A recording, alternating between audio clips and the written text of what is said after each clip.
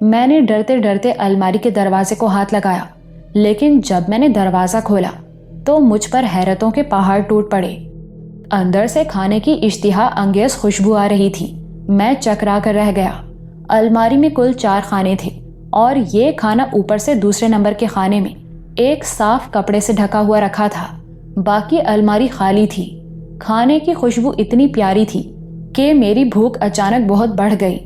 مجھے اپنی دماغی حالت پر شک ہونے لگا۔ بھلا صدیوں سے بند الماری میں کھانا کہاں سے آیا؟ کہیں میں خواب تو نہیں دیکھ رہا ہوں؟ مگر اشتہا انگیز خوشبو برابر میری ناک میں آ رہی تھی اور میرے معدے میں بھوک کے مارے آگ سی بھڑک اٹھی تھی۔ بہت سے خیالات میرے دماغ میں آ کر گزر گئے۔ میں سوچ رہا تھا کہ کہیں یہ سراب تو نہیں ہے، جیسے صحرا میں بھٹکے ہوئے پیاسے لوگوں کو ریت کے ذرات میں اکثر دریا کا پانی ٹھاٹھے مارتا ہوا دکھائی دیتا ہے، لیکن در حقیقت وہ پانی نہیں ہوتا۔ کم از کم اس وقت میری حالت بھی کچھ ایسی ہی تھی کہ بھوک لمحہ بلمحہ ناقابل برداشت ہوتی جا رہی تھی، مگر مجھے صدیوں سے ویران اس خالی عمارت میں مزیدار اور تازہ کھانے کی خوشبو آ رہی تھی۔ میرا دماغ گھومنے لگا، لیکن میں نے یہ بھی سوچا کہ شاید عمارت کے پراسرار مکینوں کو میری حالت پر رحم آ گیا ہو۔ آخر جب برداشت کا یارانہ نہ رہا تو میں نے ہاتھ بڑھا کر ڈرتے ڈرتے کھانے پر پڑا ہوا کپڑا ہٹا دیا۔ اس وقت میری حالت دیکھنے سے تعلق رکھتی تھی۔ میری آنکھیں پھٹی کی پھٹی رہ گئی تھیں۔ مارے حیرت کے میری حالت عجیب ہو گئی تھی۔ در حقیقت مجھے اپنی بینائی پر شبہ ہو رہا تھا۔ میرے سامنے ایک بڑی سی ٹرے میں کئی پلیٹیں کھانے سے بھری ہوئی رکھی تھیں، جن میں تکے، کباب، کوفتے، گوشت کا سالن، روٹیاں اور چند ایک دوسری چیزیں شامل تھیں۔ اور سب سے حیرت ناک بات یہ تھی کہ کھانا گرم تھا، جس کی آنچ مجھے صاف طور پر محسوس ہو رہی تھی۔ تھوڑی دیر قبل کے عبرت انگیز واقعات پس منظر میں چلے گئے اور میں نے ساری احتیاط بالائے طاق رکھ دی اور کھانا الماری سے اٹھا کر میز پر لے آیا اور بے اختیار کھانا شروع کر دیا۔ میں نے سوچا تھا کہ آج سے بھی عمارت سے میرا زندہ نکلنا ناممکن ہے۔ جب مجھے مرنا ہی ہے تو کیوں نہ کچھ کھا کر مروں۔ پھر مجھے یہ خیال بھی تھا کہ آگے نہ جانے کیا حالات پیش آئیں، اس لیے جسم میں کچھ تو توانائی ہو۔ وہ کھانا اتنا لذیذ تھا کہ اس کی تعریف کرنے کے لیے میرے پاس الفاظ ناکافی ہیں۔ ایسا مزیدار اور لذیذ کھانا میں نے اپنی پوری زندگی میں نہیں کھایا تھا۔ خاص طور پر گوشت نہ جانے کس چیز کا تھا۔ اس گوشت کی بے مثال لذت یہ بتا رہی تھی جیسے آج تک میں گوشت کے نام پر گھاس کھاتا رہا ہوں۔ وہ سب کی سب چیزیں ایک سے بڑھ کر ایک لذیذ تھیں۔ نہ جانے کس نے یہ کھانا پکایا تھا کہ بے اختیار پکانے والے کے ہاتھ چومنے کو جی چاہتا تھا۔ بے شک یہ عمارت خوفناک تھی اور یہاں مجھے حد سے زیادہ اذیت برداشت کرنی پڑی تھی، لیکن اس لاجواب کھانے نے ساری تکلیف کا ازالہ کر دیا تھا اور گوشت نے تو میرا دل خوش کر دیا۔ لہٰذا اب مجھے موت کا بھی غم نہ تھا۔ ابھی میں نے چند ہی لقمے کھائے تھے کہ پہلی بار وہ عجیب آواز مجھے سنائی دی۔ آواز بہت ہلکی تھی، زوں زوں زوں زوں۔ ہو سکتا ہے وہ آواز شروع ہی سے آ رہی ہو، مگر میں نے اپنی پریشانی میں اسے نہ سنا ہو۔ ایک بار تو میں کھاتے کھاتے رک بھی گیا۔ نہایت حیرت انگیز آواز تھی اور اس سناٹے میں بڑی پراسرار لگ رہی تھی، جیسے اوپر سے کوئی ہوائی جہاز گزر رہا ہو۔ لیکن بہرحال میں نے زیادہ غور نہیں کیا اور بدستور کھانا کھاتا رہا۔ لیکن تھوڑی ہی دیر بعد میں نے محسوس کیا کہ آواز کچھ اور تیز ہو گئی ہے، مگر میں اب بھی کھانے میں مصروف رہا اور اس وقت میں تقریباً آدھی پلیٹیں صاف کر چکا تھا۔ در حقیقت کھانا 2-3 آدمیوں کا تھا، مگر اول تو مجھے بھوک بڑے زور کی لگی تھی، دوسرے کھانا لذیذ ہونے کی وجہ سے میں کھاتا ہی جا رہا تھا۔ جب میں نے تقریباً آدھا کھانا کھا لیا تو سالن کی پلیٹ سے ایک عجیب بوٹی میرے ہاتھ میں آئی۔ وہ لمبی سی نہایت ہی عجیب بوٹی تھی۔ میں بہت حیران ہوا کیونکہ وہ تھی تو ہڈی جیسی، لیکن کسی حد تک گوشت کی طرح نرم بھی تھی۔ میں نے ذرا غور سے بوٹی کو دیکھا تو دہشت کی وجہ سے میری آنکھیں حلقوں سے ابل پڑیں۔ نوالا منہ سے نکل کر نیچے گر پڑا۔ ہاتھ سے بوٹی چھوٹ کر فرش پر گر پڑی۔ ایک بھیانک چیخ میرے منہ سے نکلی اور میں اچھل کر اس طرح کرسی سے اٹھا جیسے بھولے سے سانپ پر بیٹھ گیا تھا۔ وہ بوٹی نہ تھی بلکہ ایک انسانی انگلی تھی جس میں ابھی تک ناخن لگا ہوا تھا۔ میرے ہوش و حواس پر جیسے بجلی سے گر پڑی اور میری روح تک لرز اٹھی۔ اس کا مطلب تھا کہ میں اب تک انسانی گوشت کھاتا رہا تھا۔ یہ خیال نہایت دل خراش، اذیت ناک اور دماغ پاش تھا۔ فوراً ہی مجھے قے ہو گئی۔ پھر جو الٹیاں شروع ہوئیں تو مسلسل جاری رہیں۔ کچھ مت پوچھئے کہ اس وقت مجھ پر کیا گزر رہی تھی۔ دماغ میں جیسے آندھیاں سی چل رہی تھیں اور دل پر جیسے چھریاں۔ قے کر کر کے میں ادھموا سا ہو گیا۔ وہ سارا کھانا تو نکل گیا، بلکہ اس سے پہلے کا کھایا بھی نکل گیا۔ اس کے بعد بھی دیر تک ابکائیاں آتی رہیں۔ یہ تصور ہی میرے لیے سوہانی روح تھا کہ میں نے اپنے جیسے ایک انسان کا گوشت کھایا ہے۔ میں نے سارے برتن نیچے گرا دیے۔ میری طبیعت مقدر ہونے لگی۔ منہ کا ذائقہ بھی خراب ہو گیا تھا۔ نہ جانے کس انسان کا گوشت تھا۔ ویسے انگلی زنانہ ہاتھ کی لگتی تھی۔ اس صدمے نے میرا دماغ معاف کر دیا تھا۔ الٹیوں نے میری حالت اور زیادہ خراب کر دی اور میں بے دم سا ہو کر زمین پر گر پڑا۔ رات آہستہ آہستہ گزرتی رہی۔ چار سو خاموشی چھائی ہوئی تھی۔ پوری عمارت پر بھیانک سناٹا مسلط تھا۔ ایسے میں مجھے اپنی سانسوں کی آواز بھی یوں لگ رہی تھی جیسے میرے قریب خونخوار درندے کھڑے ہانپ رہے ہوں۔ کافی دیر میں یوں ہی زمین پر پڑا ہانپتا رہا کہ دفتن وہ پراسرار آواز پھر سنائی دینے لگی، زوں زوں زوں۔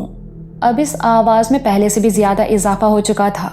حالانکہ اس پراسرار آواز نے بعد میں مجھے تھوڑی سی ناقابل بیان اذیت سے دوچار کر دیا تھا، لیکن پھر بھی میں اس آواز کا ممنون ہوں کہ اس نے مجھے تھوڑی دیر قبل کی اذیت ناک حالت اور ابکائیوں سے نجات دلا دی تھی، کیونکہ اس عجیب آواز کو سن کر ہی میرا دھیان کچھ دیر پہلے کے کھانے اور انسانی گوشت سے ہٹ سکا تھا۔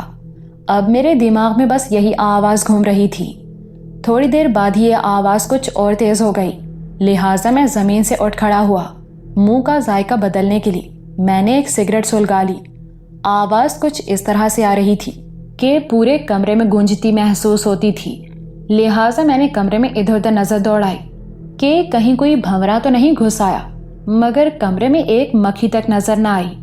اب میں نے کان لگا کر ذرا غور سے سنا تو معلوم ہوا کہ آواز باہر سے آ رہی ہے۔ تجسس نے مجھے مجبور کر دیا کہ میں اس آواز کا پتہ چلاؤں، لہٰذا میں آہستہ آہستہ چلتا ہوا دروازے تک آیا اور کنڈی کھول دی، پھر دروازہ بھی کھول دیا۔ دروازہ چرچراہٹ کی ڈراؤنی آواز کے ساتھ کھل گیا۔ اس آواز نے رات کے سناٹے کو مجروح کر دیا تھا۔ میں کمرے سے باہر آیا تو اس پراسرار آواز میں کچھ اور اضافہ ہوا۔ میں نے غور سے سننے کی کوشش کی تو جلد ہی معلوم ہو گیا کہ آواز بائیں طرف سے آ رہی ہے۔ اس طرف باقی دو کمرے تھے، حالانکہ جس کمرے سے ابھی میں باہر نکلا تھا اس کمرے کی روشنی کھلے ہوئے دروازے سے باہر تک پہنچ رہی تھی، مگر پھر بھی تیسرے اور چوتھے نمبر کے کمروں کے باہر کافی اندھیرا پھیلا ہوا تھا۔ میں نے جیب سے ٹارچ نکالی اور اسے روشن کر کے آگے بڑھنے لگا۔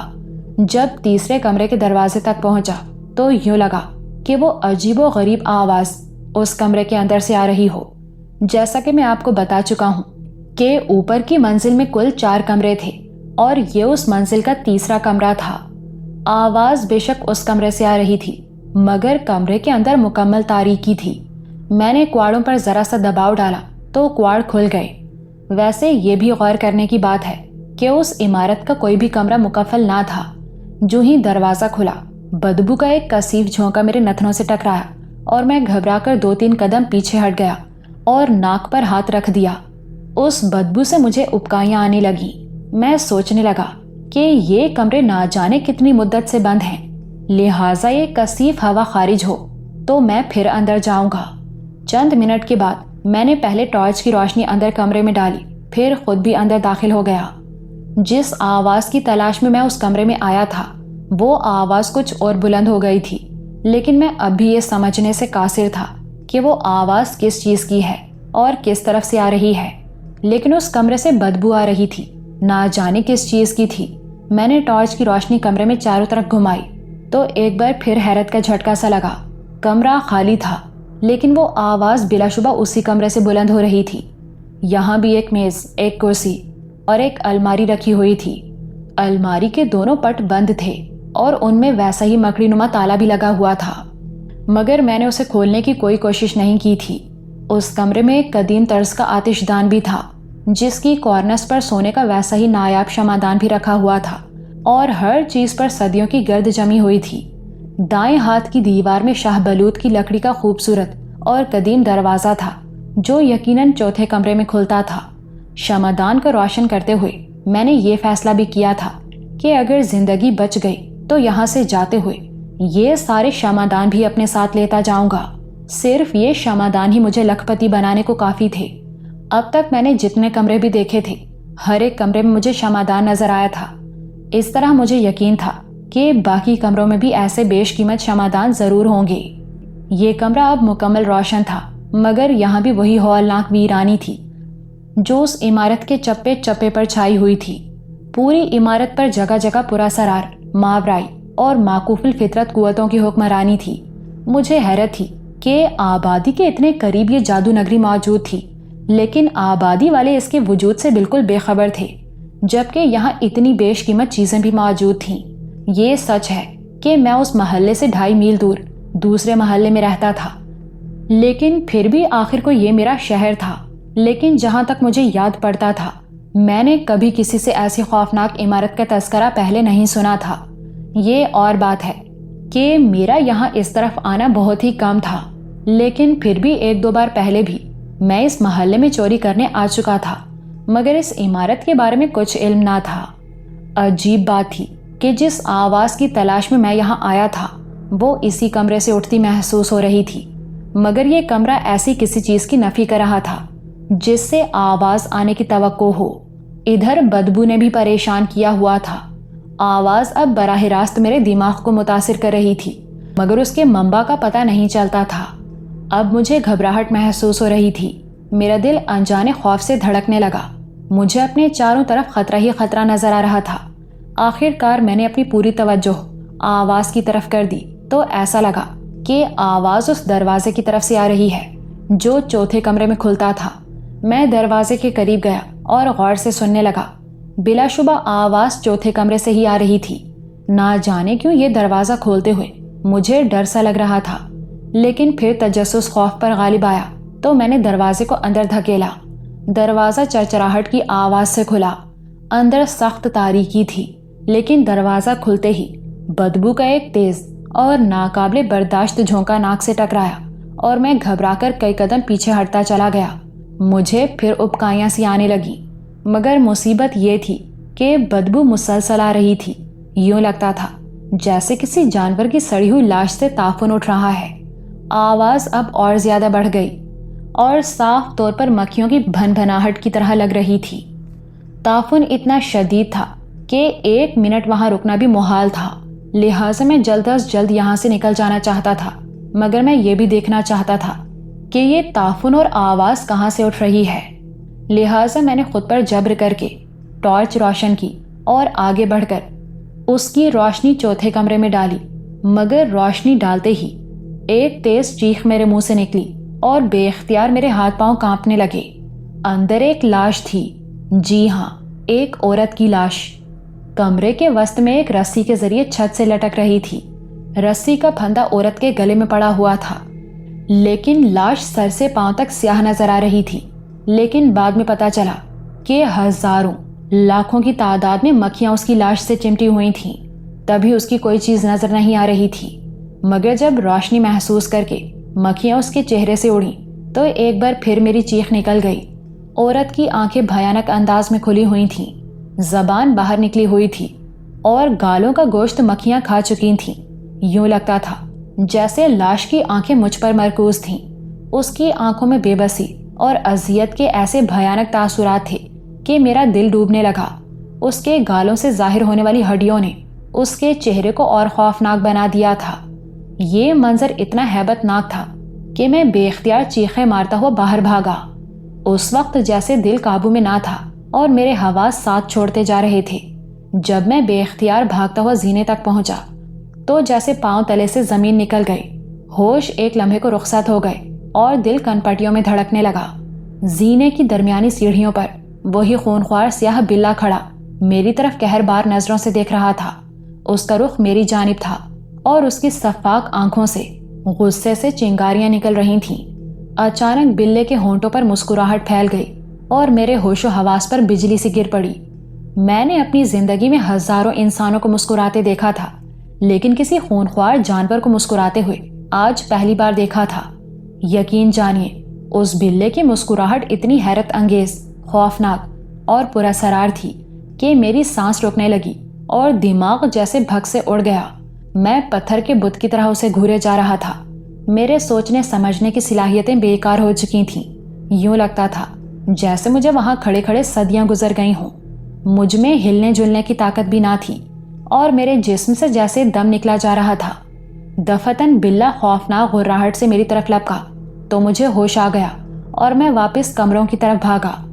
ادھر بلے نے چھلانگ لگائی، ادھر میں دوسرے کمرے میں داخل ہوا۔ خونخوار بلے کا پنجہ میری ٹانگ پر پڑا مگر میں دروازہ بند کر چکا تھا۔ پھر بھی بلّا میرے پائنچے کا ٹکڑا لے اڑا۔ میری قسمت اچھی تھی کہ صرف آدھ انچ کی کسر رہ گئی اور یہ خطرناک سیاہ بلّا میرا فقط پائنچہ ہی ادھیڑ سکا۔ جب تک وہ دوسرا حملہ کرتا میں دروازہ بند کرنے میں کامیاب ہو گیا۔ میرا پورا جسم بری طرح کانپ رہا تھا، پسینہ پانی کی طرح چوٹی سے ایڑی کی طرح بہہ رہا تھا اور میری سانس پھولی ہوئی تھی۔ میرا رخ ابھی تک دروازے کی طرف تھا اور میں دونوں ہاتھ بند دروازے پر رکھے ہانپ رہا تھا۔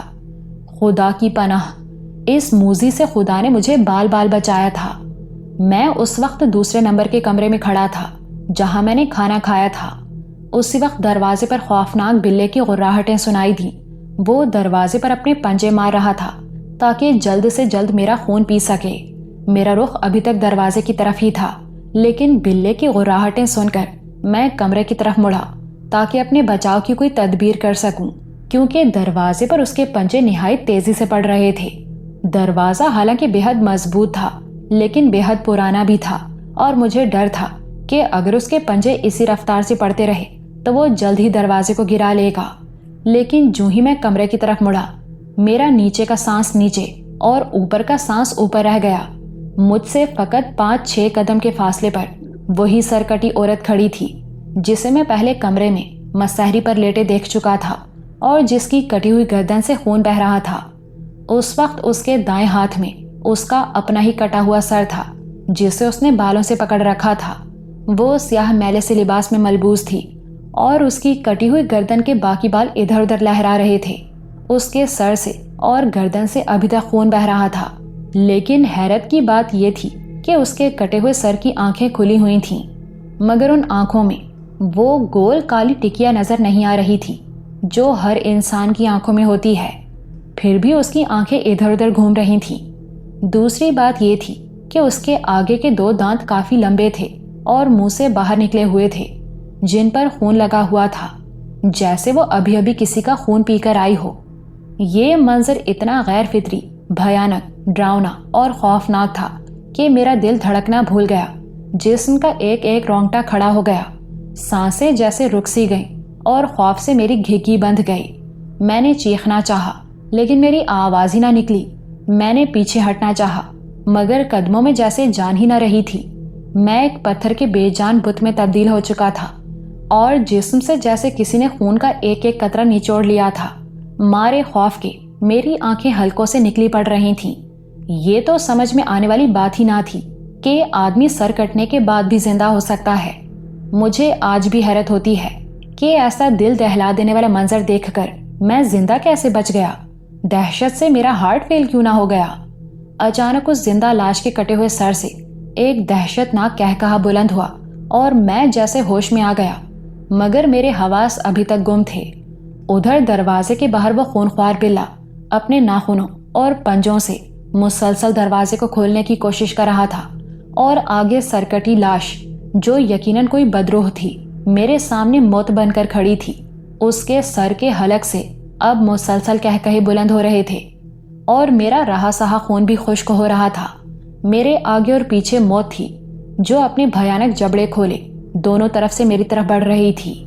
دفتن وہ سرکٹی لاش آہستہ آہستہ میری جانب بڑھنے لگی اور میرا دل جیسے اچھل کر حلق میں آ گیا۔ میں نے ادھر ادھر نظر دوڑائی تاکہ فرار کی کوئی راہ تلاش کر سکوں مگر وہاں ایک تو وہی پچھلی سمت کی کھڑکی تھی اور دوسرے میرے دائیں ہاتھ وہ دروازہ تھا جو تیسرے کمرے میں کھلتا تھا۔ کھڑکی کی راہ تو میرے لیے یوں مسدود ہو گئی تھی کہ اس کے آگے وہی سرکٹی شیطانی روح کھڑی تھی اور دائیں ہاتھ والے دروازے کا تصور ہی مجھے لرزہ براندام کرنے کے لیے کافی تھا، کیونکہ تیسرے کمرے سے متصل چوتھے کمرے میں وہ چھت سے لٹکی ہوئی لاش اور اس سے چمٹی ہوئی وہ ہزاروں خونخوار اور آدم خور مکھیاں موجود تھیں۔ ادھر سرکٹی لاش میری طرف بڑھ رہی تھی اور اس کے سر سے بلند ہونے والے کہے میرے سر پر ہتھوڑوں کی طرح پڑ رہے تھے۔ میری مدافعت کمزور پڑتی جا رہی تھی کیونکہ پے در پہ واقعات نے میری حالت بہت بری کر دی تھی۔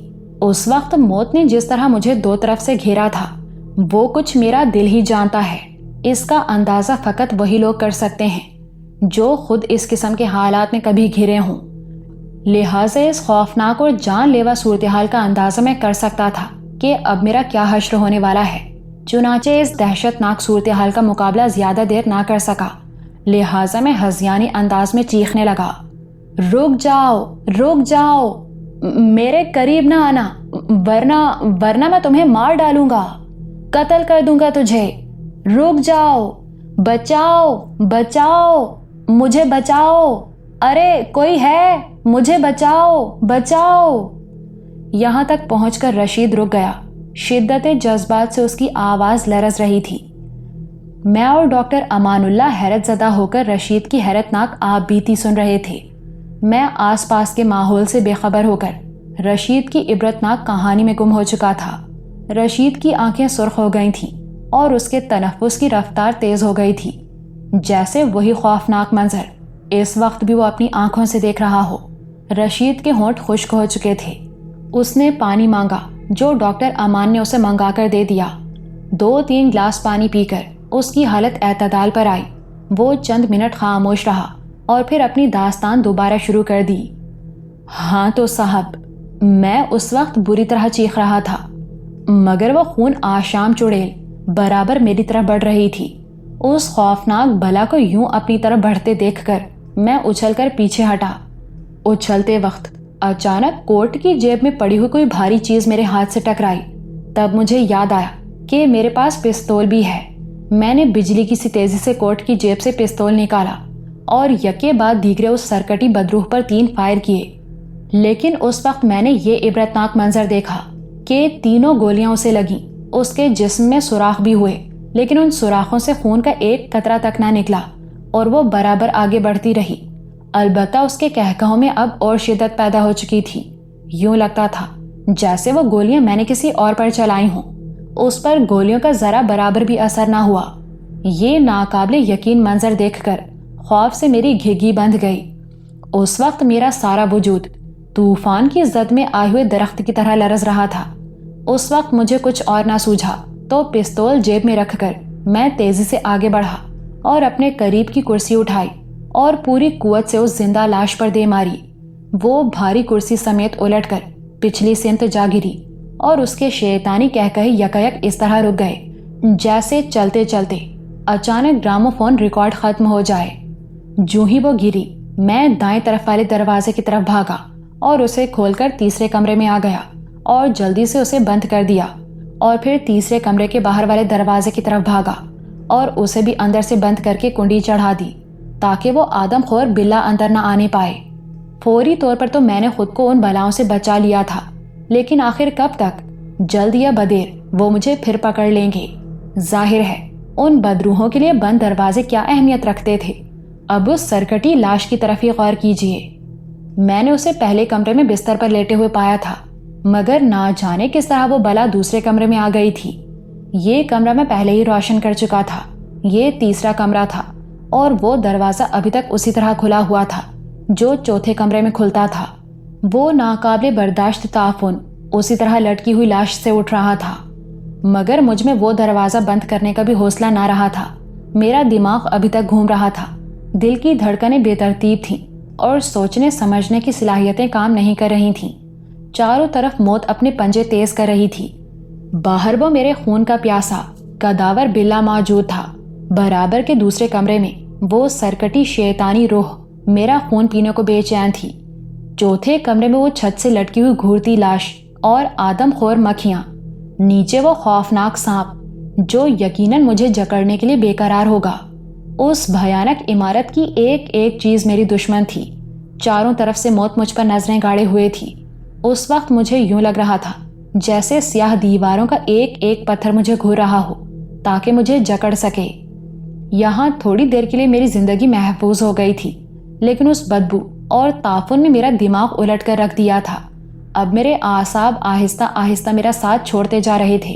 ادھر بھوک پیاس، بھاگ دوڑ اور خوف اور دہشت نے میری جان تک نکال دی تھی، مگر اس وقت سب سے بڑا مسئلہ اس تعفن کا تھا جس سے میں کسی طرح بھی نجات حاصل نہیں کر سکتا تھا۔ اس وقت میں بے بسی کی انتہا پر تھا، موت کی دعائیں مانگ رہا تھا، مگر اس وقت موت بھی مجھ سے دور بھاگ رہی تھی۔ اس سرکٹی لاش کے ہاتھوں یا اس خونخوار بلے کے ہاتھوں اذیت کی موت مجھے پسند نہیں تھی۔ ادھر زندگی بھی کوسوں دور تھی۔ عجیب بے کسی کا عالم تھا، نہ میں جی رہا تھا نہ مر رہا تھا۔ اب میں سوچ رہا تھا کہ اس دماغ پاش بدبو سے کس طرح پیچھا چھڑاؤں۔ سمجھ میں نہیں آ رہا تھا کہ اس لاش کو کس نے یہاں لٹکایا ہے، یہ عورت کون ہے۔ اتنا تو پتا چل رہا تھا کہ اس عورت کو پھانسی دی گئی ہے، مگر کیوں؟ کیا یہ عورت بھی میری طرح نادانستگی میں اس عمارت میں داخل ہوئی تھی یا اس نے خودکشی کی ہے؟ میرا دماغ کام نہیں کر رہا تھا۔ اس منحوس عمارت کی ہر بات میری سمجھ سے بالا تر تھی۔ مجھے تعجب تھا کہ اس شیطانی مکان میں اتنی وارداتیں ہو چکی ہیں، لیکن قریب کی آبادی اس سے لا علم ہے۔ آخر اس مکان پر دوسرے لوگوں نے دھیان کیوں نہیں دیا؟ کیا اس عمارت میں میرے سوا کبھی کوئی داخل نہیں ہوا؟ لیکن ایسا کیسے ہو سکتا ہے؟ میں جو اتنا چیختا چلاتا رہا ہوں مگر کسی نے اب تک میری مدد نہیں کی، کیوں؟ کیا میری چیخیں باہر کسی نے نہیں سنی؟ اگر یہاں کی آوازیں لوگوں نے سنی ہوتی تو وہ حال دریافت کرنے کے لیے ضرور آتے۔ جب یہاں بہت سی شیطانی چیخیں اور کہکہے بھی گونجتے رہے اور یہ ساری آوازیں جس تیزی سے بلند ہوئی تھیں، اس سے اندازہ کیا جا سکتا تھا کہ رات کی تاریکی میں بہت دور دور تک سنی جا سکتی تھیں، لیکن یہاں کوئی نہیں آیا تھا۔ اس کا صاف مطلب تھا کہ یہاں کی آوازیں باہر نہیں سنی گئیں۔ یہ امر نہایت تعجب خیز تھا، جبکہ قریب ترین آبادی صرف 20 قدم کے فاصلے پر ہے۔ اب یہ امیدیں بھی دم توڑنے لگی کہ باہر سے کوئی میری مدد کو آئے گا، لیکن یہ بات حلق سے نیچے نہیں اتر رہی تھی کہ لوگ اتنے قریب ہو کر آوازیں نہیں سن رہے ہیں۔ کہیں ایسا تو نہیں کہ اس عمارت کی کوئی آواز باہر جاتی ہی نہ ہو؟ یقیناً یہی بات ہے، اور یہ بھی کوئی آسیبی چکر ہے۔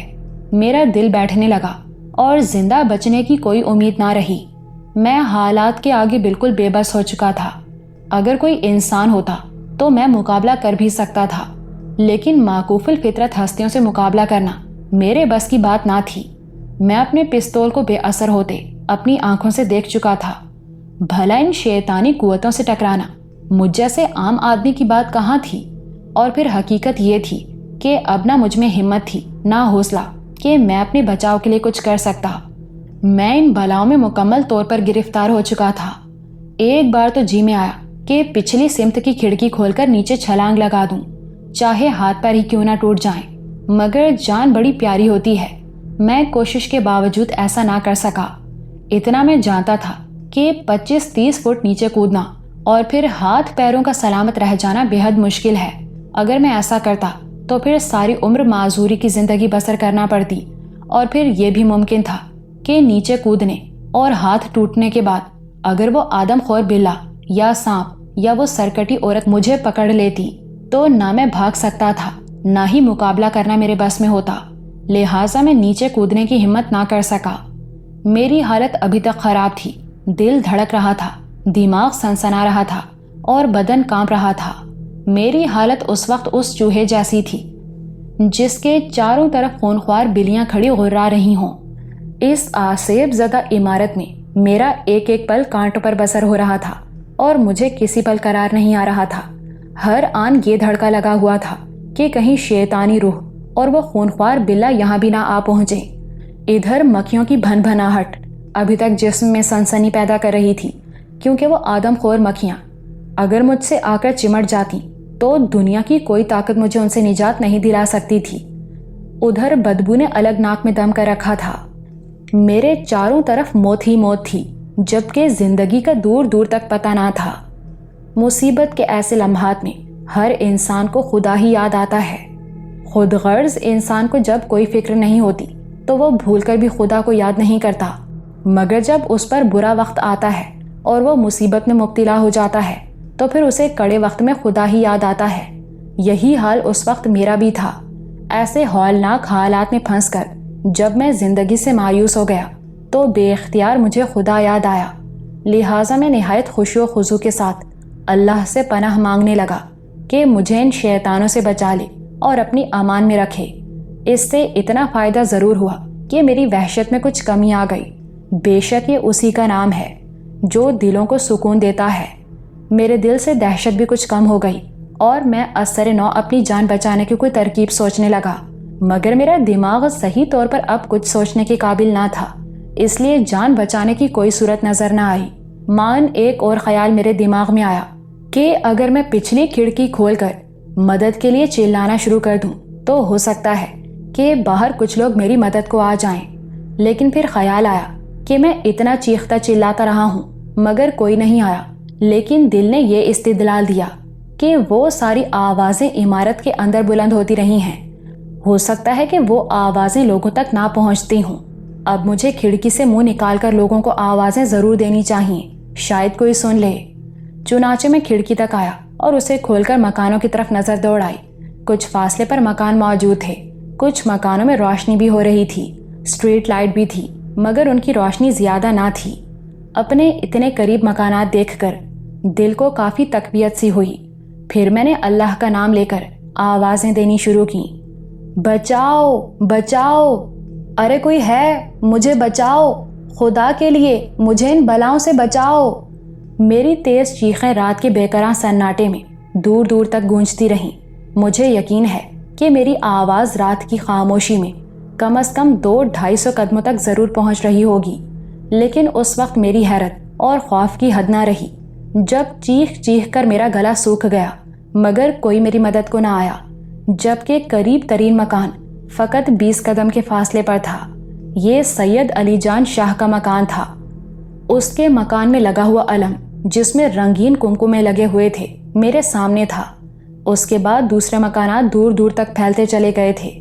بہت دور مشہور و معروف بادشاہی مسجد کے بلند میناروں کے قریب یادگار پاکستان بھی نظر آ رہی تھی، اس کی روشنیاں نظر آ رہی تھیں۔ میں نے کچھ دیر انتظار کیا لیکن نہ لوگوں کے دروازے کھلے نہ ہی چوکیدار آیا۔ اب میں بری طرح خوفزدہ ہو گیا۔ یہ ناممکن تھا کہ اتنے قریب سے لوگ میری آواز نہ سن سکیں۔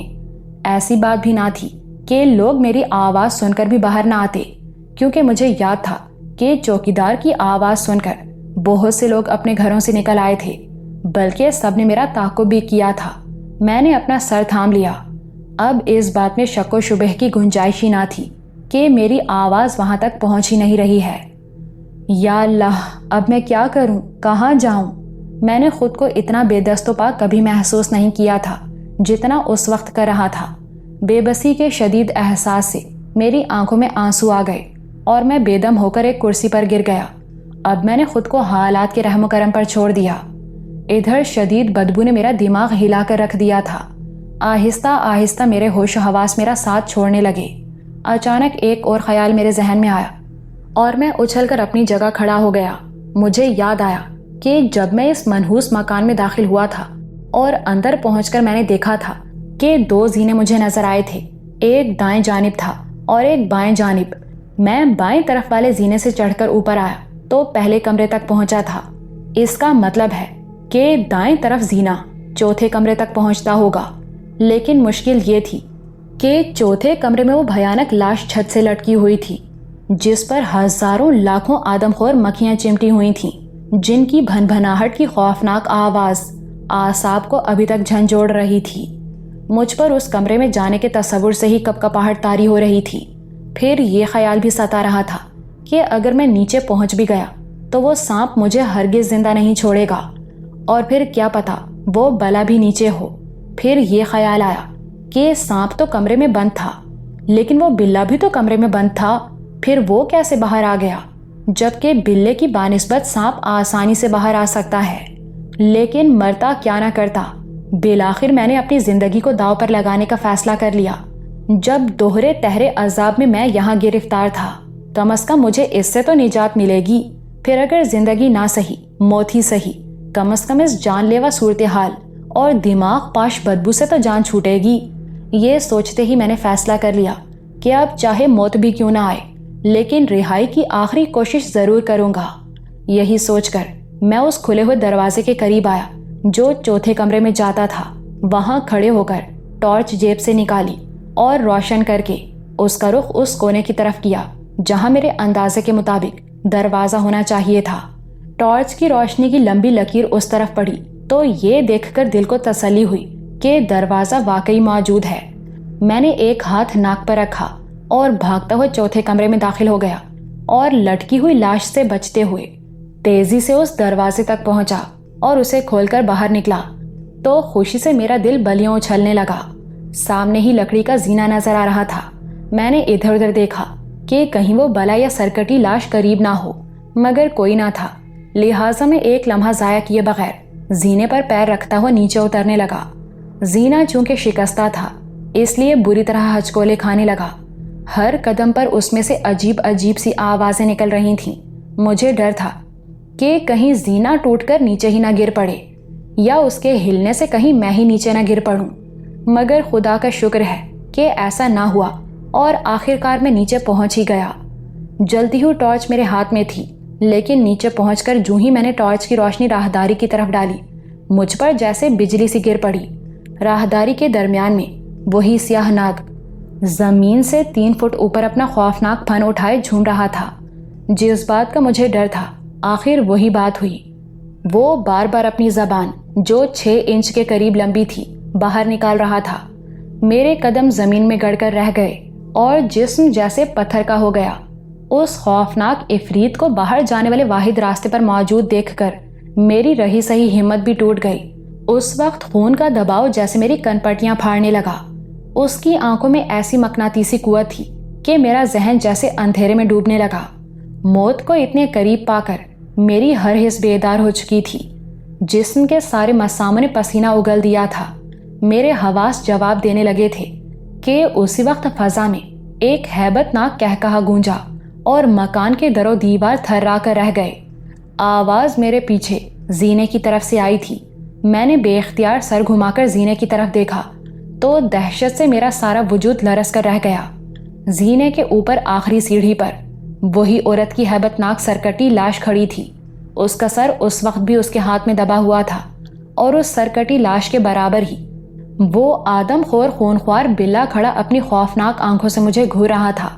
اس کی آنکھیں دہکتے انگاروں کی مانند روشن تھیں جن میں قہر و غضب کے کوندے لپک رہے تھے۔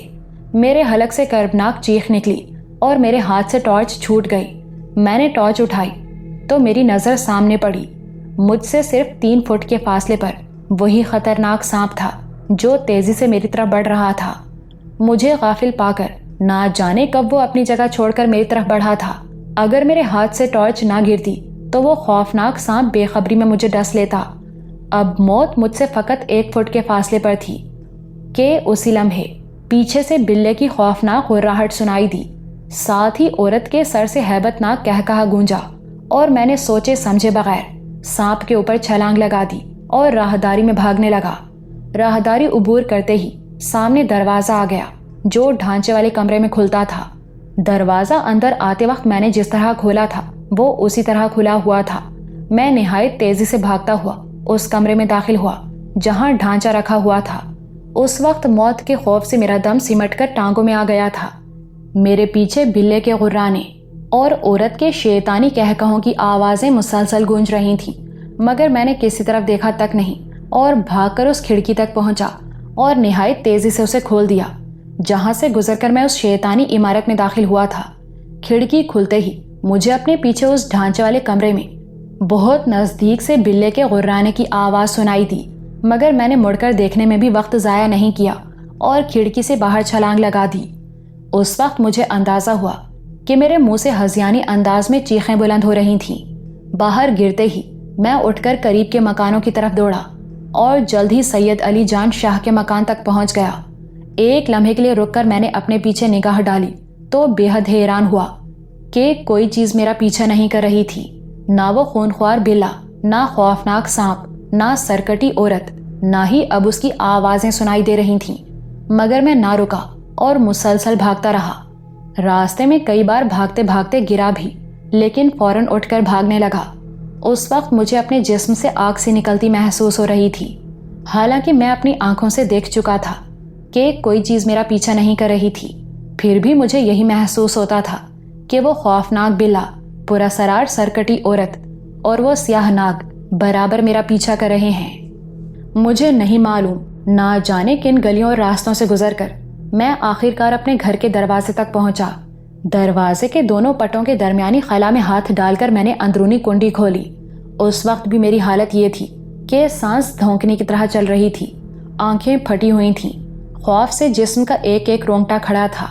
पूरा जिस्म और कपड़े पसीने से तर थे, हवास गुम थे और दिल जैसे खोपड़ी में धड़क रहा था।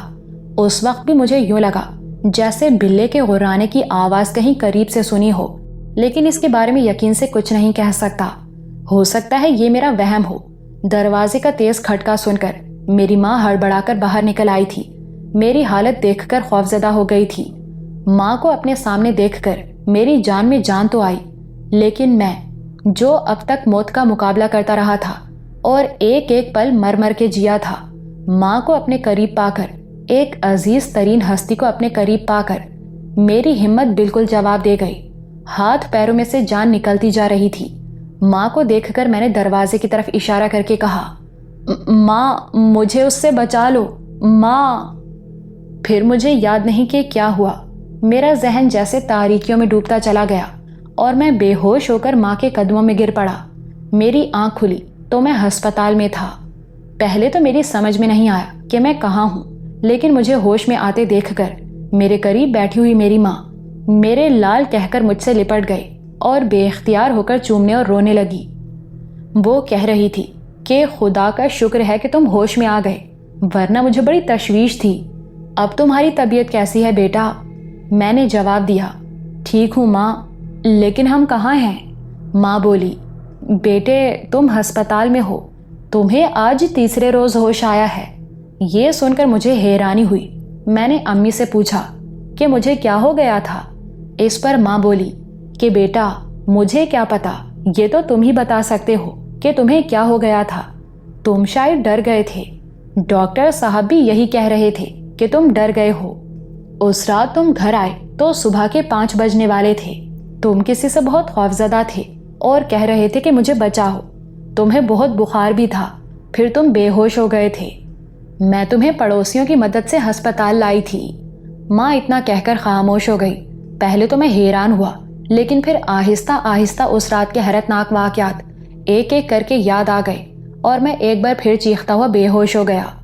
दूसरे दिन होश आया तो मेरा दोस्त फ़कीर मोहम्मद, जिसे मैं प्यार से फ़कीरा कहता था, मेरे करीब स्टूल पर बैठा था। मुझे होश में देखकर बोला, अब तुम कैसे हो? मैंने कहा, मैं ठीक हूँ। कहने लगा, यार रशीद, मुझे हैरत है, डॉक्टर ने बताया है कि तुम बेहद डर गए हो।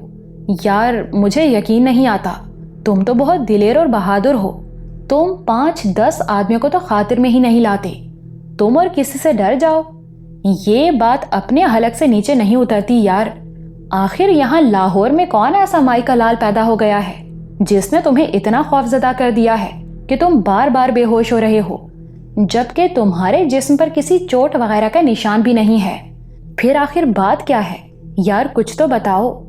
फकीरा मेरा बहुत गहरा दोस्त था और उसकी जनरल स्टोर की छोटी सी दुकान थी। वो खुद चोरी चकारी से दूर रहता था, मगर मेरे बारे में जानता था कि मैं ये बुरा काम करता हूँ। लेकिन उसका कहना था कि यार को यारी से मतलब होना चाहिए। फिर भी वो मुझे समझाता रहता था। हालांकि अब मुझे पहले वाक़यात याद आ चुके थे, फिर भी मुझे डर था कि मैं फिर बेहोश हो जाऊंगा। इसलिए मैंने फ़कीर मोहम्मद को जवाब दिया, यार फ़कीरा, मैं तुझे सब कुछ बता दूंगा, बस ज़रा ठीक हो जाऊं। वो बोला, ठीक है, जैसे तुम्हारी मर्जी। उसके बाद मैं 1 महीना हॉस्पिटल में रहा। इस दौरान में 3 बार बेहोश हुआ और ये हकीकत भी थी, क्योंकि जब भी मुझे वो दहशतनाक वाक़यात शिद्दत से याद आते, मैं चीखता हुआ बेहोश हो जाता। फ़कीरा इस दौरान हर रोज़ हॉस्पिटल आता रहा। आखिर मुसलसल 1 माह के इलाज के बाद मैं मुकम्मल ठीक हो गया। डॉक्टर साहब को इस दौरान मैंने असल वाक़यात नहीं बताए थे। उसने कई बार पूछा भी, मगर मैंने ख्वाब में डर जाने का बहाना कर दिया, क्योंकि मुझे यकीन था वो मेरी बात का एतबार नहीं करेगा। بلکہ الٹا وہ مجھے پاگل نہ سمجھنے لگے، کیونکہ بے ہوشی کے دوران میں اکثر بڑبڑاتا رہتا تھا۔ خیر صاحب، 1 مہینے بعد ٹھیک ہو کر گھر آ گیا، لیکن مجھے احساس تھا کہ میری اندرونی حالت کافی کمزور ہے۔ میں اور فقیر محمد پہلے بھی ملتے رہتے تھے اور بعد میں بھی ملتے رہے۔ ہاسپٹل سے آنے کے دوسرے دن فقیرے کے پوچھنے پر میں نے مختصراً سارے واقعات اسے بتا دیے۔ میری ساری بات سننے کے بعد وہ مجھے ایسی نگاہوں سے دیکھنے لگا جیسے اسے میری دماغی حالت پر شبہ ہو۔ اس نے اس سلسلے میں مجھ سے 2-3 سوالات بھی کیے، جن کے جوابات میں نے اسے دیے۔ آخر میں وہ کہنے لگا، یار رشید، ایک بات کہوں، تم یقین کرو گے؟ میں بولا، کیوں نہیں، بتاؤ کیا بات ہے۔ چند لمحات وہ میری آنکھوں میں دیکھتا رہا، پھر بولا، رشید، حقیقت یہ ہے کہ تم خواب میں ڈر گئے ہو۔ یہ سارے واقعات تم نے خواب میں دیکھے ہیں، حقیقت سے ان واقعات کا دور کا بھی تعلق نہیں ہے۔ اب میں اسے ایسی نظروں سے دیکھنے لگا تھا جیسے اس کا دماغ چل گیا ہو۔ میں بولا، یار یہ ناممکن ہے، تم یقین کرو، یہ سارے واقعات سچے ہیں اور مجھ پر گزر چکے ہیں۔ میری بات سن کر وہ کہا مار کر ہنس دیا، پھر بولا، پیارے، میں شرط لگانے کے لیے تیار ہوں کہ تم نے ایک بھیانک خواب دیکھا ہے اور کچھ نہیں۔ میں اس کی باتوں پر حیران ہو رہا تھا۔ میں بولا، یار فقیرے، تم مجھ پر یقین کیوں نہیں کرتے؟ میں قسم کھانے کو تیار ہوں کہ ایک ایک لفظ حقیقت ہے۔ کیا میں پاگل ہوں کہ حقیقت اور خواب میں فرق محسوس نہیں کر سکتا؟ وہ کہنے لگا، اور اگر میں یہ ثابت کر دوں کہ تم نے واقعی خواب دیکھا ہے تو کیا پھر تم میری بات مان لو گے؟ میں اس کی بات سن کر مسکرا دیا۔ میں سوچ رہا تھا کہ یہ بے وقوف ہے جو میری بات کو ایک خواب سمجھ رہا تھا۔ یہ تو مجھے معلوم تھا کہ میں کس طرح مرتے مرتے بچا تھا۔ مجھے اب تک وہ چیتے کی مانند کداور خونخوار سیاہ بلا اور 20 فٹ لمبا خوفناک سیاہ ناگ اور سب سے بڑھ کر وہ بھیانک سرکٹی لاش اچھی طرح یاد تھی۔ ان سے میں نے جان پر کھیل کر اپنی جان بچائی تھی۔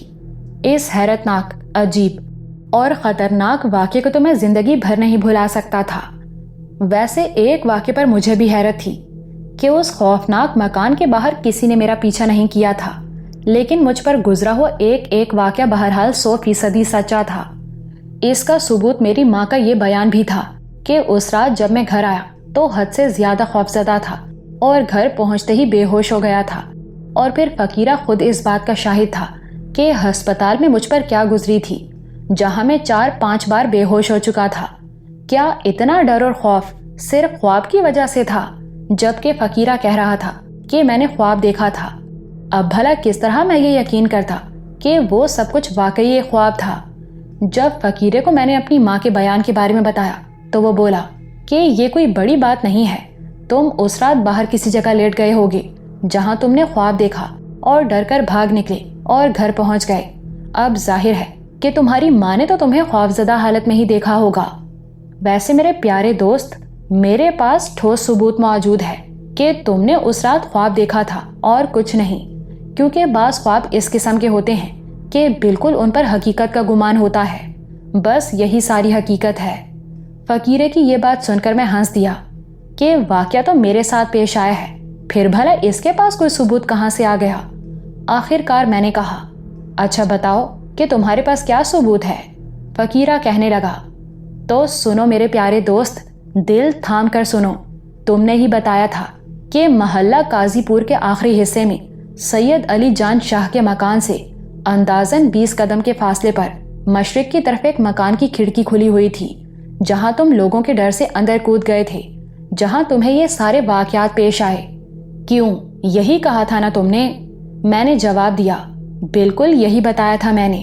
فقیرہ بولا، تو سنو دوست، یہ بہت بڑا محلہ ہے، میں اس محلے کی ایک ایک گلی، ایک ایک گھر سے واقف ہوں۔ اس محلے کا آخری مکان سید علی جان شاہ کا مکان ہے۔ یہ مکان جنوب کی طرف ہے۔ اس مکان میں ایک علم بھی لگا ہوا ہے جس میں بجلی کے رنگین کمکمے بھی لگے ہوئے ہیں۔ لیکن یہ سن کر شاید تمہیں حیرت ہو کہ اس مکان کے مشرق کی طرف دور دور تک کوئی دوسرا مکان نہیں ہے۔ صرف مشرق ہی نہیں، اس مکان کے شمال کی طرف بھی کوئی مکان نہیں ہے۔ اور مکان کیا کہتے ہو؟ یہ سنتے ہی مجھے حیرت کا شدید جھٹکا سا لگا اور میرے پیروں تلے سے زمین نکل گئی۔ मैं हक्का बक्का खड़ा उसकी शक्ल देखता रहा। इस इंकिशाफ से मुझ पर बिजली से गिर पड़ी थी। मेरा दिमाग चकरा गया और जिस्म सुन्न होकर रह गया था। ये बात मेरी समझ में नहीं आई थी कि ऐसा कैसे हो सकता है। मैं ये किसी तौर मानने के लिए तैयार नहीं था कि वो सब कुछ ख्वाब था, जबकि सारे वाक़यात मेरी आंखों के सामने रौनुमा हो चुके थे और मुझे उन पर इस कदर यकीन था जितना इस बात पर कि मैं इस वक्त फकीरे के सामने जिंदा सलामत मौजूद हूँ। अगर कोई कहता कि कल आसमान पर एक के बजाय 4 सूरज मौजूद थे तो भला इस बात पर कौन यकीन करता। मेरे लिए ये बिल्कुल ऐसी ही अनहोनी बात थी। मैं ये बात किसी भी कीमत पर तस्लीम करने को तैयार नहीं था कि वो सारे वाक़यात फ़कत एक ख्वाब थे। फ़कीरा मेरे चेहरे पर नज़रें जमाए गौर से मेरे तासुरात देख रहा था। मेरे चेहरे पर ज़लज़ले के तासुरात थे। बेसाख्ता मेरे मुंह से निकला, ये नामुमकिन है, ऐसा कभी नहीं हो सकता। फ़कीरा एक कहकहा मारकर हंस दिया और बोला, मुझे पहले ही यकीन था मेरे दोस्त कि तुमने कोई भयानक ख्वाब देखा है, क्योंकि कई ख्वाब इस किस्म के होते हैं कि बिल्कुल हकीकत की तरह लगते हैं और इंसान को ये यकीन भी नहीं आता कि ये कोई ख्वाब था। और फिर तुम्हारी ये बात मान भी ली जाए कि तुमने ख्वाब नहीं हकीकत देखी थी, तो तुम खुद ही बताओ कि ऐसा कैसे हो सकता है कि कोई औरत जिसका सर ही नहीं था वो फिर भी इधर उधर घूम रही थी। इस बात को मैं तो क्या, दुनिया का कोई भी होशमंद इंसान तस्लीम नहीं कर सकता, क्योंकि गर्दन कट जाने के बाद दुनिया का कोई जानदार भी जिंदा नहीं रह सकता। ये कुदरत का बनाया हुआ उसूल है जिसे कोई नहीं तोड़ सकता। मैं शशदर सा खड़ा फकीरे की बात सुन रहा था। फकीरे के इस इंकिशाफ ने कि वहां सिरे से कोई मकान ही नहीं है, मेरी बुनियादें हिला दी थीं। कई मिनट तक तो मेरे मुंह से एक लफ्ज तक नहीं निकल सका। फिर जब मैं बोला तो मुझे अपनी ही आवाज दूर किसी गहरे कुएं से आती हुई महसूस हुई।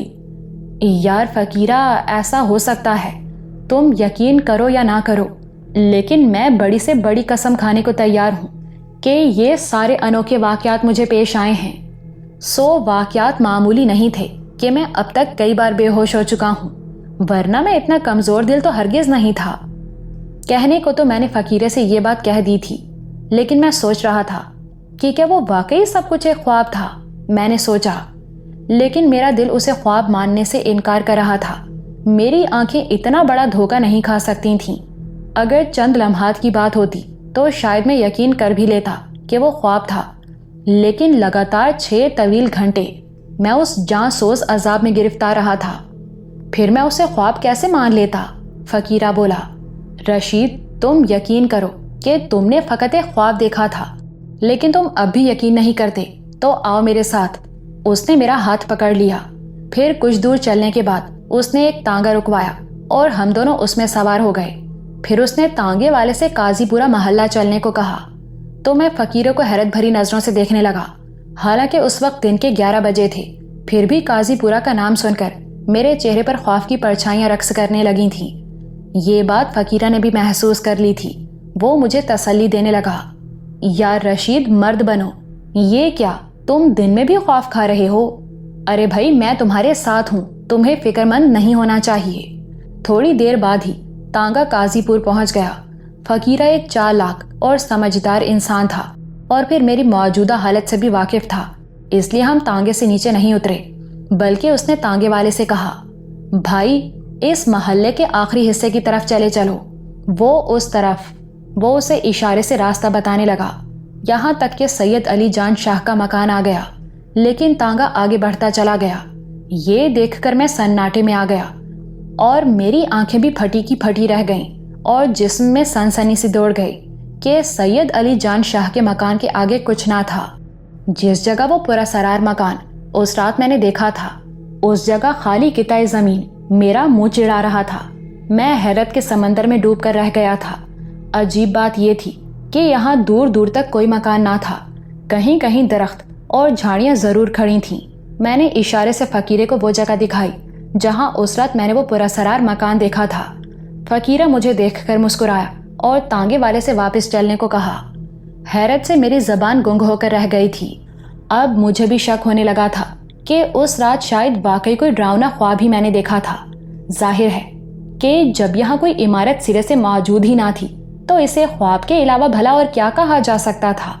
वापस अपने घर के करीब पहुंचकर ہم تانگے سے اترے تو فقیرہ بولا، کہو بھائی، اب تو تمہیں یقین ہو گیا کہ وہ حقیقت نہیں فقط ایک خواب تھا، ایک ڈراؤنا اور بھیانک خواب۔ میں نے جواب دیا کہ ہاں یار، اب تو مجھے بھی شک ہو رہا ہے کہ اس رات میں نے واقعی کوئی خواب ہی دیکھا تھا، کیونکہ یہ تو ہو نہیں سکتا کہ 1 مہینے کے اندر اندر وہ عمارت اپنی جگہ سے غائب ہو جاتی۔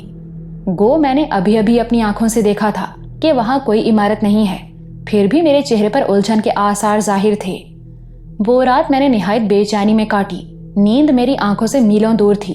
میں بھی سوچتا رہا تھا کہ آخر یہ کیا راز تھا، حالانکہ میں نے اپنی آنکھوں سے دیکھا تھا کہ وہاں جھاڑیوں کے سوا کچھ نہیں تھا، جہاں 1 مہینہ پیشتر میں نے ایک شاندار مگر صدیوں پرانی ایک عمارت دیکھی تھی۔ مگر پھر بھی مجھے کچھ ایسا وہم ہو گیا تھا کہ مجھے اب بھی اسے ایک خواب سمجھنے میں تعامل تھا۔ میں سوچتا رہا، خیالات اور سوالات کا ایک سمندر تھا جو میرے دماغ میں بہہ رہا تھا، مگر مجھے اپنے ایک سوال کا جواب بھی نہیں مل پا رہا تھا۔ میری سمجھ میں نہیں آ رہا تھا کہ 1 ماہ پہلے میری آنکھوں نے جو کچھ دیکھا تھا وہ سچ تھا، یا آج میری نگاہوں نے جو کچھ دیکھا ہے وہ سچ ہے۔ میرا ذہن یہ گتھی سلجھانے سے قاصر تھا۔ حالات کی اس انوکھی کروٹ نے میرے دماغ کی چولیں ہلا دی تھیں۔ میں دیر تک جاگتا رہا اور یہی سوچتا رہا کہ آخر اس انوکھے راز سے کس طرح پردہ ہٹایا جائے۔ ایک خیال یہ بھی ذہن میں آیا تھا کہ ممکن ہے کسی زمانے میں اس بھیانک عمارت کا واقعی کوئی وجود رہا ہو۔ نہ جانے کیوں میں نے یہ فیصلہ کیا کہ کسی بڑے بوڑھے سے مل کر یہ معلوم کیا جائے، شاید کچھ معلوم ہو جائے۔ دوسرے دن 11 بجے فقیرہ مجھ سے ملا تو میں نے اس سے اپنے دل کی بات کہہ دی۔ پہلے تو وہ دل کھول کر ہنسا، پھر بولا، یار رشید، مجھے حیرت ہے کہ بات ختم ہونے کے باوجود تم اسے ثابت کرنے پر تلے ہوئے ہو۔ خیر، میں چاہتا ہوں کہ تم اس واقعے کو مکمل طور پر بھول جاؤ، اس لیے چلو جو کچھ تم معلوم کرنا چاہتے ہو معلوم کیے لیتے ہیں، شاید تم اس طرح اس واقعے کو بھلا سکو۔ اس کے بعد ہم نے محلہ قاضی پورہ کے 2-3 بڑی عمر کے لوگوں سے ملاقات کی، مگر انہوں نے لا علمی ظاہر کی، مگر ہم نے ہمت نہ ہاری۔ آخر کار ایک بزرگ ہمیں مل ہی گئے۔ ان کے متعلق پتہ چلا تھا کہ وہ شروع سے ہی یہاں رہتے آئے ہیں۔ ہم نے سلام کیا اور اپنے آنے کا مدعا بیان کیا۔ ہم نے ان کی عمر پوچھی تو انہوں نے بتایا کہ میری عمر تقریباً 80 برس ہے۔ ہمارے استفسار پر انہوں نے بتایا کہ جب میری عمر 10-11 سال تھی تو ہم لوگ دہلی سے یہاں آ کر آباد ہوئے تھے۔ ان دنوں یہ محلہ نیا نیا آباد ہو رہا تھا، صرف چند گھرانے ہی یہاں رہتے تھے۔ ہم نے بھی اپنا ایک کچا مکان یہاں بنایا اور رہنے لگے۔ ان دنوں یہاں سے کوئی 3-4 فرلانگ کے فاصلے پر ایک ویران عمارت موجود تھی جو ایک عرصے سے خالی تھی۔ آج کل جہاں علی جان شاہ کا علم والا مکان ہے، اس کے قریبی مشرق کی طرف وہ عمارت موجود تھی، لیکن صدیوں پرانی اس عمارت کے بارے میں نہایت عجیب عجیب باتیں مشہور تھیں۔ ہمیں ہمارے بزرگوں نے منع کر دیا تھا کہ ہم وہاں نہ جائیں، کیونکہ اس عمارت کے بارے میں مشہور تھا کہ یہ آسیب زدہ ہے اور راتوں کو وہاں سے چیخوں، کہکہوں، سازوں اور گھنگروؤں کی آوازیں سنائی دیتی ہیں۔ مجھے آج بھی اچھی طرح یاد ہے کہ ایک روز میں ہم عمر بچوں کے ساتھ کھیلتے کھیلتے وہاں چلا گیا تھا، لیکن عمارت کے قریب جاتے ہی خواہ مخواہ مجھے اتنا ڈر اور خوف محسوس ہوا کہ میں سر پر پاؤں رکھ کر وہاں سے بھاگا۔ اس کے بعد ہم بچوں کو اس طرف جاتے ہوئے بھی ڈر لگتا تھا۔ کئی لوگ ایسے تھے جو بتاتے تھے کہ ہم نے اس ویران مکان سے رات کے وقت چیخوں اور کہکہوں کی بہت ڈراؤنی آوازیں سنی ہیں۔ اس مکان کے بارے میں ایسی ایسی خوفناک باتیں مشہور تھیں کہ لوگ دن کے وقت بھی وہاں جاتے ہوئے ڈرتے تھے۔ ایک رات ہم لوگ سوئے ہوئے تھے کہ ہم نے دھماکے کی آواز سنی۔ تب صبح ہمیں پتا چلا کہ وہ ویران پرانی عمارت گر چکی ہے۔ ان دنوں یہ محلہ تیزی سے آباد ہو رہا تھا۔ کچھ عرصے تک تو اس عمارت کا کھنڈر اور ملبہ یوں ہی پڑا رہا، لیکن پھر آہستہ آہستہ لوگ اپنے اپنے گھر بنانے کے لیے وہاں سے مٹی اور اینٹیں اٹھانے لگے، اور ایک روز اس کھنڈر کا نام و نشان بھی باقی نہ رہا۔ لوگوں کو وہاں سے ٹوٹا ہوا فرنیچر بھی ملا، جن میں چند ایک چیزیں سالم بھی تھیں۔ ہاں، ان دنوں ہم نے یہ بات بھی سنی تھی کہ اس مکان کے کھنڈر سے 2 انسانی ڈھانچے بھی ملے اور ایک چیتے کا ڈھانچہ بھی ملا تھا، مگر کچھ لوگوں کا کہنا تھا کہ وہ کسی بہت بڑی بلی کا ڈھانچہ ہے۔ خدا جانے حقیقت کیا تھی، لیکن ہم نے یہ بھی سنا تھا کہ کچھ لوگوں کو وہاں سے سونے کے شمعدان بھی ملے تھے۔ پھر تو سونے کے لالچ میں لوگ ان کھنڈروں کی مٹی تک اٹھا کر لے گئے اور وہاں کچھ بھی نہ رہا۔ बड़े मियाँ से बातें करके हम लोग वापस चले आए। रास्ते में फकीरे ने कहा, यार रशीद, बड़ी अजीब बात है कि तुम्हें भी ख्वाब में ऐसी चीज़ें दिखाई दी हैं जो वाकई किसी ज़माने में मौजूद थीं। उसके बाद भी हम बहुत देर तक इसी मौजू पर गुफ्तगू करते रहे। हकीकत ये है कि बड़े मियाँ की बात ने फकीरे को चकरा दिया था, लेकिन मेरा दिमाग और भी उलझ कर रह गया था। मगर बहुत सर खपाने के बाद अब मुझे भी यकीन हो चला था कि वाकई मैंने ख्वाब ही देखा है। उस रोज़ मुझे अस्पताल से आए हुए 5वां दिन था कि दोपहर को अम्मी ने मुझसे पूछा कि रशीदे, एक बात पूछूं, सच सच बताओगे? मैंने कहा, ज़रूर अम्मी, पूछो, क्या बात है? माँ बोली, सच बताना, तुम इतना सारा रुपया और जेवर कहाँ से लाए हो? ये बात सुनकर मैं शशदर रह गया और हैरत से अम्मी का मुंह तकने लगा। हकीकत ये है कि मुझे जो हैरतनाक वाक़यात पेश आए थे उन्होंने मुझे इस कदर चकरा दिया था कि एक लम्हे को भी मुझे चोरी के माल का ख्याल नहीं आया था। उन पुरअसरार वाक़यात ने मेरे जहन को इतना उलझा दिया था कि इस तरफ मेरा ध्यान ही नहीं गया था। अब मुझे याद आया कि मैं 1 महीना अस्पताल में रहा था, तो मेरा अस्पताल का खर्च, दवाओं के पैसे और डॉक्टर की फीस कहाँ से आई थी। जो अम्मी ने पूछा तो मुझे याद आ गया कि मैंने बहुत सा रुपया इनामी बॉन्ड्स और कुछ जेवरात चोरी किए थे। वुकू वाले रोज भी मैं घर आते ही बेहोश हो गया था। शायद उसी वक्त अम्मी ने मेरा सामान निकाल कर कहीं रख दिया था और मेरा उस तरफ जहन भी नहीं गया था। अम्मी ने फिर पूछा, तुम जवाब क्यों नहीं देते, चुप क्यों हो? इधर मेरा जहन भी चकरा कर रह गया था। इसका मतलब था कि वो ख्वाब नहीं था, मैंने वाकई चोरी की थी। लोग मेरे पीछे लगे थे और मैं भागता हुआ उस इमारत में जा छुपा था। ये चोरी का माल इस बात का सबूत था कि उस रात मैंने ख्वाब नहीं देखा था। हैरत से मेरी जबान गुंग होकर रह गई थी। मैंने बामुश्किल अम्मी से बहाना बनाया कि वो सामान मेरे एक दोस्त ने कुछ अरसे के लिए रख दिया था कि वो फिर वापस ले लेगा। अम्मी बोली, साफ क्यों नहीं कहता कि तूने चोरी की है? मैंने ढिठाई से जवाब दिया, नहीं अम्मी, मैंने चोरी नहीं की, वो सामान मेरे एक दोस्त की अमानत है। अम्मी बोली, नहीं, मैं खूब जानती हूँ, मुझे पहले भी शक था मगर अब यकीन हो गया है कि तुम जरूर कहीं चोरी करने जाते हो, वरना रातों को ये चोरों की तरह काले कपड़े पहनकर और पिस्तौल लेकर कहाँ इबादत करने जाते हो। गर्ज माँ ने मुझे बहुत बुरा भला कहा और सारा सामान मेरे सामने लाकर फेंक दिया कि जाओ, जिसका भी हो ये सामान उसी को जाकर दे आओ। ये कहकर मेरी माँ गुस्से में बड़बड़ाती हुई अंदर चली गई। मैंने सामान पर एक नजर डाली तो इस बुरी तरह उछल पड़ा जैसे बिच्छू ने काट लिया हो। मेरा दिल तेजी से धक धक करने लगा, पूरा जिस्म पसीने से तर हो गया, हवास मुअत्तल होकर रह गए, आंखों के सामने अंधेरा छा गया, टांगे बुरी तरह कपकपाने लगी और मैं बेख्तियार जमीन पर बैठता चला गया। वो चीज ही इतनी हैरतनाक थी कि मुझे अपनी बीनाई पर शुबा होने लगा। मेरे सामने जेवरात, बॉन्ड्स और रुपयों के अलावा चमड़े के कवर में लिपटी हुई वो डायरी भी रखी हुई थी जो मैंने उस पुरअसरार मकान में ढांचे वाले कमरे से उठाई थी।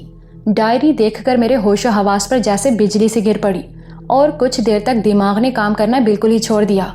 डायरी की मौजूदगी का मतलब था कि मैं उस पुरअसरार मकान में गया था और मुझ पर गुजरने वाला एक एक वाक़या हकीकत पर मबनी है। लेकिन फिर वो मकान कहाँ गया? अगर वो एक ख्वाब था तो फिर ये डायरी कहाँ से आई? कुछ देर बाद जब मैं शौक से संभला तो मैंने रोबोट की तरह सारी चीजें और वो पुरअसरार डायरी उठा ली और अपने कमरे में आकर दरवाजा अंदर से बंद कर लिया। मेरा दोस्त फकीरा कह रहा था कि मैंने डरावना ख्वाब देखा है, जबकि डायरी एक ऐसा नाकाबिले तरदीद और ठोस सबूत था कि उसे दुनिया का कोई इंसान झुटला नहीं सकता था।